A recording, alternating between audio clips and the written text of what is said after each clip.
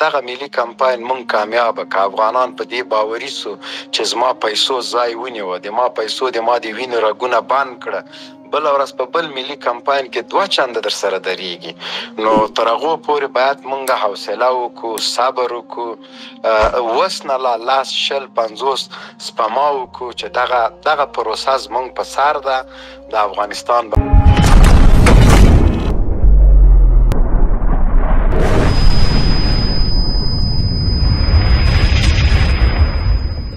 افغان ژغورنې غورځنګ تنا په نوم نه په عمل کې کار وکړو. هر څوک چې د کونړ په سیند باندې تیږه ږدي، افتتاح یې کوي، ما ویلي دي، ما ورته پیسې ساتلي دي، زما خپلې شخصي پیسې نه دي، د افغانانو پیسې دي، او که زه پکې خیانت کوم الله پاک دې د ما او د ما د بچیو کفن کړي. 50,000 ډالر مې فی الحال دپاره د کونړ د سیند دپاره مختص کړي، تیار راسره ایښي دي. هر څوک چې کار شروع کوي، احمد، محمود،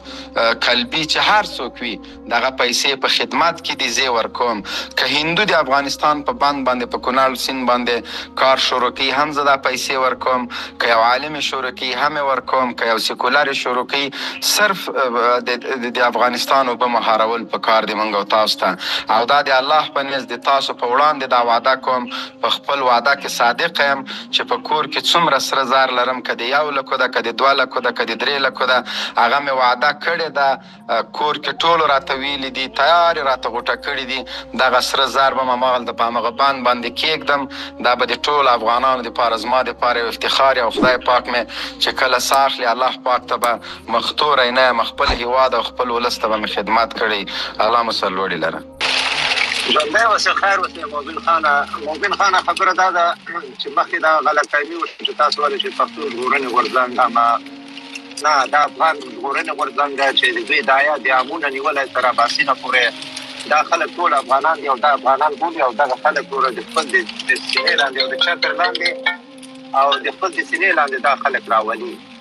او دغه خلکو ته لګیا ده. دغه اوس دغه حرکت چې شروع شو، په دغه کې موږ د افغانانو او د خپل ګورو چې موږ څومره مشترکات لرو. موږ د خپل په مشترکاتو کې خپل په اتفاق باندې جوړو. قربان دشم الله دې عزتمن. دلته د ما ملګري او ما ورته ویل زه خو طلا وړم بانک کې ورکوم، بلته مې تش شي ورکوي، زه مې موبایل خرڅوم. یو بل ملګری مې د ډېر شوق د مال تش شی کوي، زه مې پلار خرڅوم. هغه ډېر ته په تنګ ده پوه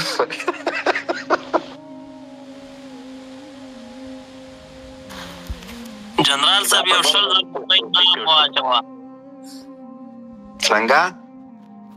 جنرال صاحب یو 100,000 روپۍ افغانۍ امام واچوه پکې. وایم زنده باد ورغلې پکې ورغلې. ودرېږئ تاسو لږ احساسات کنټرول کوئ چې کله دا پروسه،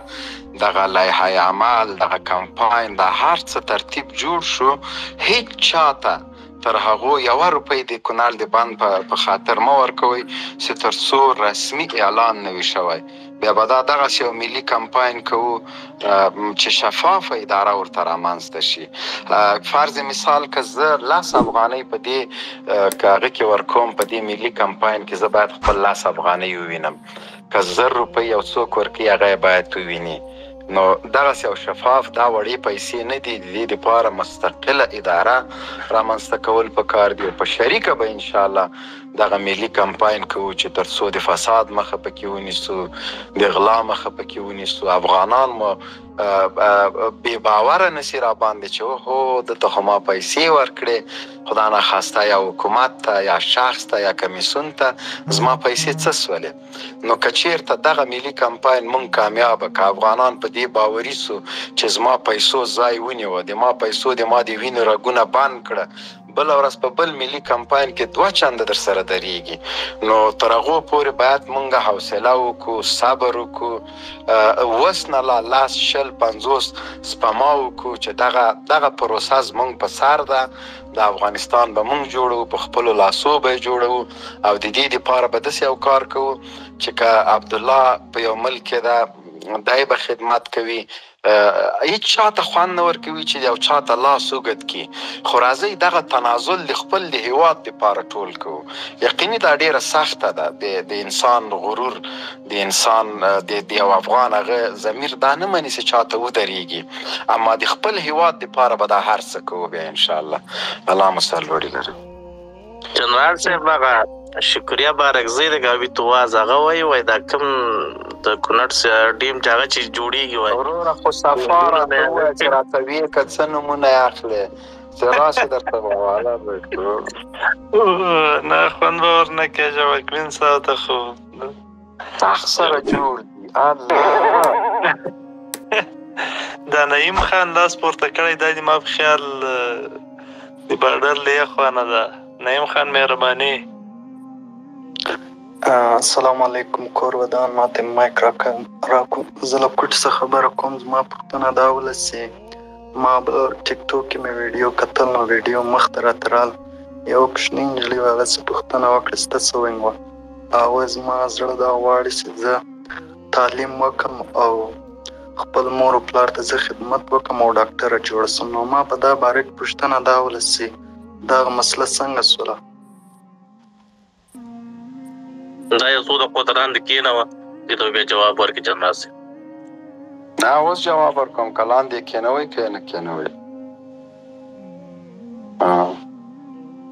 ضرور نه ده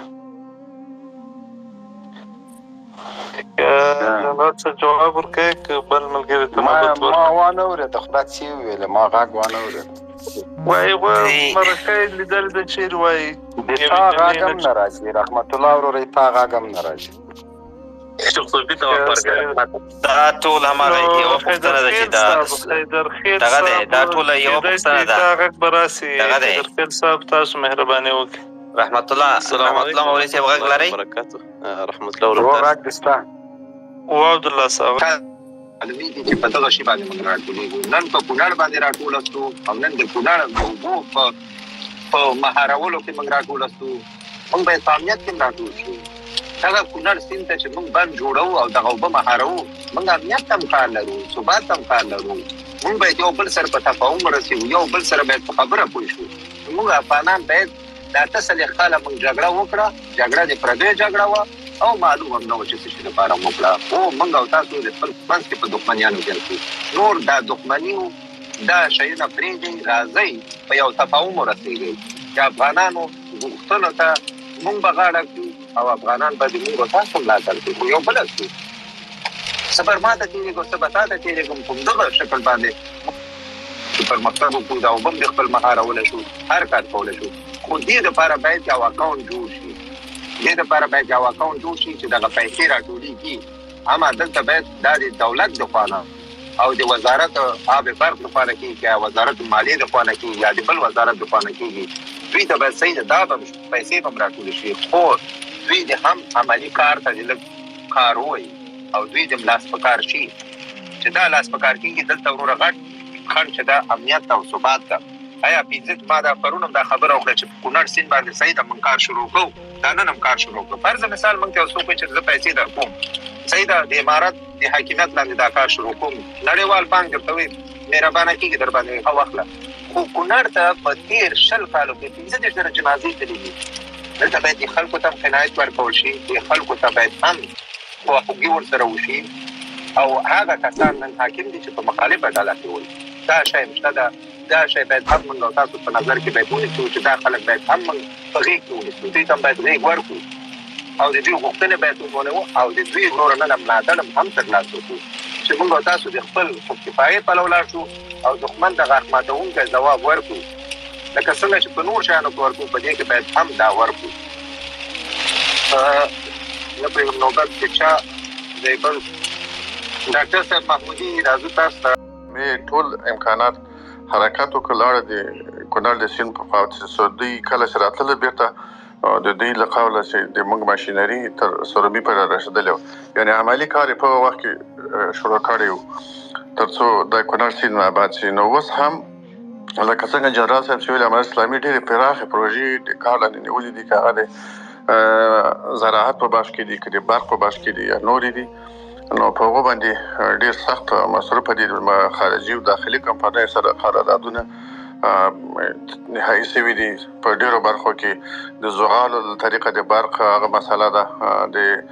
د